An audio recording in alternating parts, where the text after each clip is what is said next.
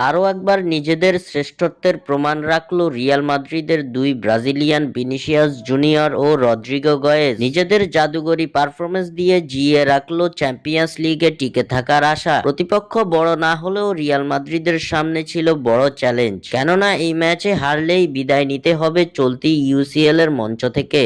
আর এমন ম্যাচেই একসঙ্গে জ্বলে উঠল দুই ব্রাজিলিয়ান রদ্রিগো ও ভিনিসিয়াস। সান্তিয়াগো বার্নাব্যুতে সালজবার্গকে রিয়াল মাদ্রিদ উড়িয়ে দিয়েছে 5-1 গোলে। রিয়ালের গোলবন্যার শুরুটা হয় রদ্রিগো গয়েজের হাত ধরে। প্রথমার্ধের 23 ও 34তম মিনিটে জোড়া গোল করেন এই ব্রাজিলিয়ান সুপারস্টার। 2-0 গোলে এগিয়ে থেকে প্রথমার্ধের খেলা শেষ করা রিয়াল মাদ্রিদ দ্বিতীয়ার্ধে পায় আরও 3 গোলের দেখা। দ্বিতীয়ার্ধের শুরুতেই গোলের দেখা পান ফরাসি তারকা কিলিয়ান এমবাপে। এরপর ম্যাচের 55 ও 77তম মিনিটে জোড়া গোলের দেখা পেয়ে যান ব্রাজিলিয়ান আরেক তারকা ভিনিসিয়াস জুনিয়র, যার ফলে 5-0 গোলে এগিয়ে যায় স্প্যানিশ জায়ান্টরা। শেষের দিকে একটি গোল হজম করে রিয়াল মাদ্রিদ, তবে জয় তুলে নিতে আর কোনো বেগ পেতে হয়নি তাদের। সরাসরি শেষ 16য় জায়গা পাওয়ার আশা আগেই ফিকে হয়ে গেছে রিয়ালের। শেষ রাউন্ড পর্যন্ত সামান্য সম্ভাবনাটুকু বাঁচিয়ে রাখতে এখানে কেবল জিতলেই হতো না তাদের, ব্যবধানটাও করতে হতো বড়। সেই লক্ষ্য ভালোভাবেই পূরণ করলো 15 বারের ইউরোপ চ্যাম্পিয়নরা।